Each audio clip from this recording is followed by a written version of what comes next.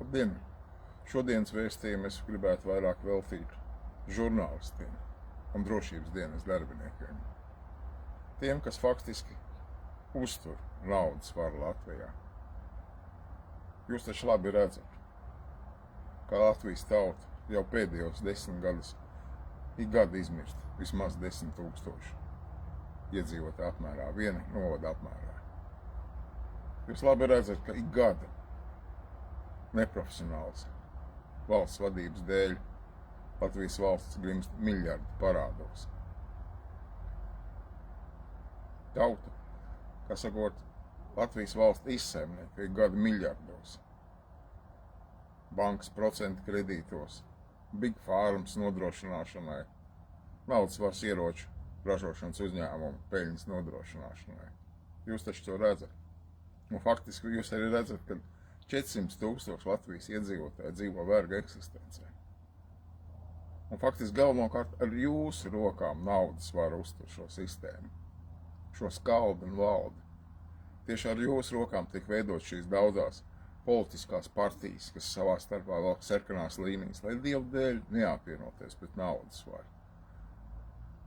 Tieši ar jūsu palīdzību tiks darīt šie skaļie saukļi Krievi nāk, lai novērstu un galvenā vainīgā šīs naudas varas, kas atmodas laikā tika ievazāta mūsu valstī ar visiem viņa bankas kredīta procentiem, ar visu šo brīvā tirgus saukli, dēmonu krātī, kur nav suverēnas tautas varas, kur neatbilst Latvijas Republikas satversmē.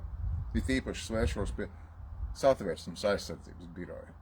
Jūs taču redzat, ka nav šīs satversmes otrais punkts Latvijā, ka suverēna vara pieder tautai. Kāpēc jūs nedarat neko?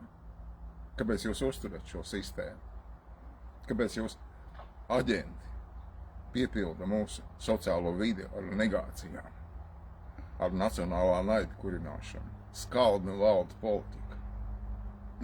Aicinu žurnālistus un drošības dienas darbiniekus un viņa aģentu tīklu darīt visu, lai 3. oktobrā izmēš šo nelietīgo varu, naudas varu, Rockefeller, Rothschildu, Sorosu, Morganu, Wallenbergu, to, kuri finansē abas kara puses.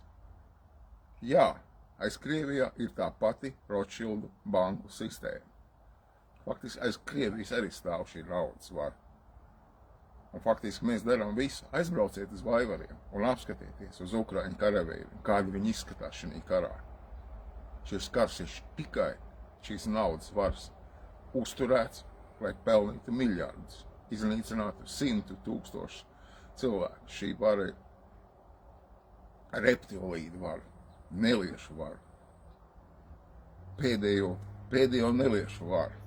Beidzam uzturēt šo varu. Un Latvijas tauta darām visu, lai 3. oktobrī bez visādām atmodām, bez visādām streikiem, piketiem, cilvēku nogalināšanu, kā to dara Maidana atmodā, mēs mainītu šo valsts pārvaldes sistēmu, lai Latvija gūtu gaišu labklājības nākotni, lai mūsu pensionāri dzīvotu cilvēku cienīgu algu, kā saņemt vecumdienas, lai mūsu policisti, ārsti, pedagogi saņemtu cilvēku cienīgu atalgojumu, lai mūsu labklājība nebūtu zemākā Eiropas Savienībā, lai mēs būtu tāpatās kā Ulmaņa laikā, 4. attīstītākā tautsēmniecība Latvijā, pasaulē, Eiropā, atvainojos. Paldies par uzmanību. Mēs ticam, mums izdosies.